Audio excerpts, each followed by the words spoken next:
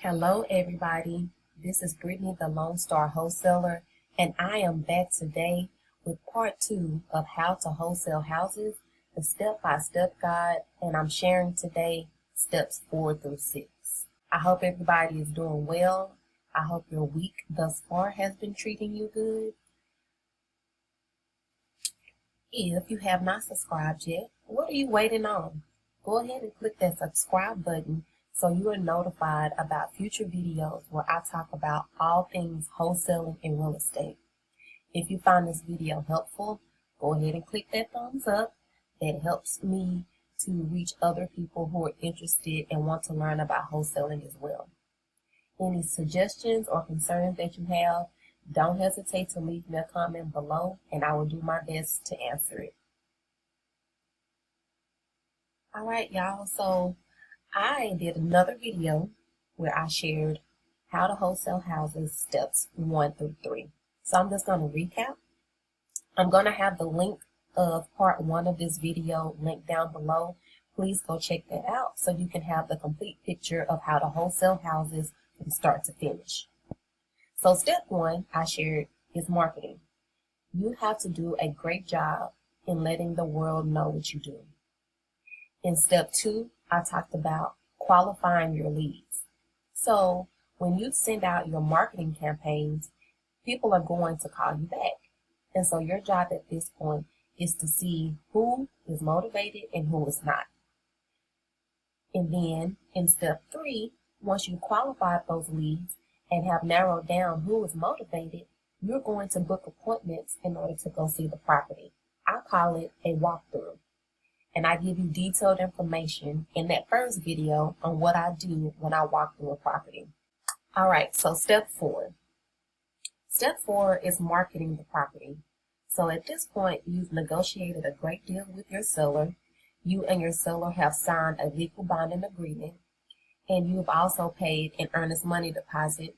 From my personal experience, I've paid nothing, but up to $10 is reasonable for wholesaling houses.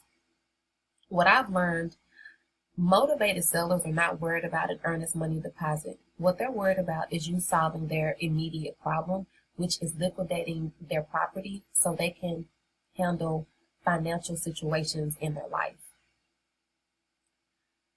I use Craigslist to market my property, number 1, because it's free and it's been very effective.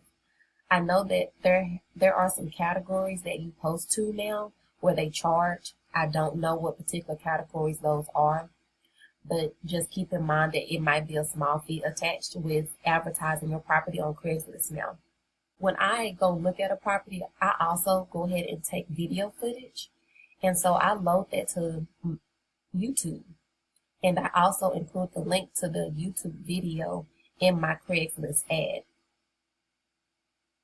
In these 2 steps, with having a detailed ad on Craigslist and also the video, what I'm wanting to do is lessen the questions that I get when my buyers call. I want to be able to reference the ad and also reference them to the video in order for them to get as much detail about the property as possible so they can do their due diligence. So you advertise your property. You're going to get some phone calls, okay? Phone calls and emails with people and buyers interested in buying your property. I want to share with you an effective way to select your end buyer. In this step here, we are going to maximize our wholesale fee. We're also going to weed out the tire kickers, the people who are not serious buyers, okay? The strategy that I've used before, which has been very effective, I set multiple appointments for buyers on the same day or over a weekend. And so the goal of that is to increase the demand for my property and also to maximize my asking price as well. I let the buyers know up front, listen, I'm showing this property to multiple buyers over the weekend. The house will go to the buyer with the highest offer and who also turns in their earnest money deposit within 24 hours. So they know up front what they're going against. So then they make up their mind in that process if they're serious or not, and how bad do they really want the property. It has worked beautiful. If you're able to do this, this is very effective, like I said before, to maximize the asking price of the property, and in turn that maximizes your wholesale fee, and it also weeds out the people that are not serious about buying your property. Now we've made it to the closing process.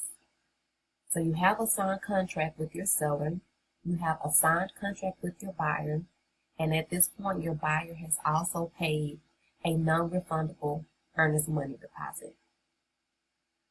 I do get a lot of questions about closing. Your closing process will vary depending on your title company. In this step here, the first thing you want to do is to open title. How I open title at my title company is I turn in both signed contracts with my title company. I also provide details, closing details in email form to them to fill them in on anything that they need to know or what I feel like that needs to be shared about the closing. For instance, how closing costs are being paid, anything special concerning the property, like it's being a probate property, that type of thing. And actually right now, I would like to show you what it looks like. I put it in Word form, but I just typically have this in the body of my email to the title company. So here, I'm just going to scroll. But as you see here, this is very detailed. I'm giving them A to B transaction information, B to C transaction information, my contact information, the seller's contact information, and all of that good stuff. If you want a copy of this, you can email me at cobbreservices@gmail.com. Okay.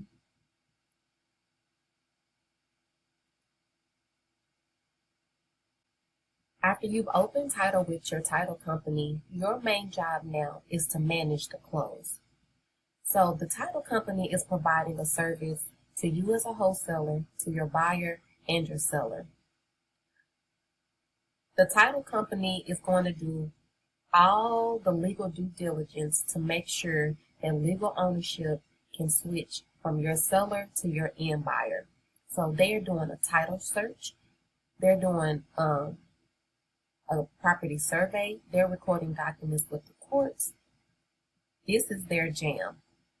And they are also a resource and a guide for all of us in the process, right? Because this is their business. They do real estate closings all day, every day. And so a good title company should be able to be a great resource and guide throughout the close process. And so as I stated before, in the close process, your main goal is to manage it, okay? You are helping in any capacity that you can to get to the closing table. That means you're asking questions to the title company. You're ensuring that your buyer and seller is turning in any additional information that the title company needs. You're doing whatever that you have to do to get the deal closed. We had one of our sellers had to have a notarized document turned back into the title company. And they stayed in a rural area, and we paid for a mobile notary to go out and to get that document notarized. And we paid for it out of pocket before the deal even closed. But I'm willing to do whatever I have to do to get to the closing table, okay? And I suggest the same thing to you. I don't suggest using this tactic right out the gate, but apply gentle pressure if you need to. And what I mean by that is having diligent follow-up with the title company. You got to remember that the title company has other closes that they are responsible for and are conducting at the same time as yours, okay? So you're just a number in the pile. And you want them to know that you are serious about getting your deal closed as quickly as possible. So like I said before, do what you got to do to get the deal closed. So at this point, You've opened title, the title company is doing their part of the process, you're managing the closing beautifully, and you are almost there to the finish line to getting that phone call or that email that your deal is ready to close and your payday is just around the corner. This is such a great feeling to get to this point with closing a wholesale deal. And I'm going to be honest, I'm grateful for the payday, but what's most satisfying to me is that at this point, I have solved a problem for my seller. I've come in and was able to creatively solve their problem, which is liquidate their property as quickly as possible so they can take care of some immediate financial needs in their life. Not only have I done that, but I've created wealth and or income for my end buyer. I have created business for the title company because guess what? We pay for this service and it's called closing costs, okay? And don't forget about me. Don't forget about you. Because let me tell you something. You got a handsome payday on the way. And this is most rewarding, that we are able to come in here and to create this opportunity and to create this solution out of thin air.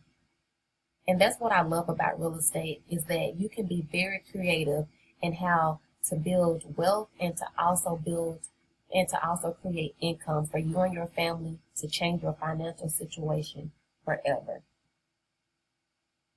Well, y'all, this wraps up part 2, steps 4 to 6 on how to wholesale houses, the step-by-step guide. I'm going to leave the link for steps 1 through 3 in the description below. So please check that out so you can have the complete picture of the process from start to finish. I appreciate you all watching today. I hope you all have had a great week. And like I stated before, if you haven't subscribed, please click that button. Like, comment, and share so we can all build wealth and build extra income for our families to change our financial situations forever.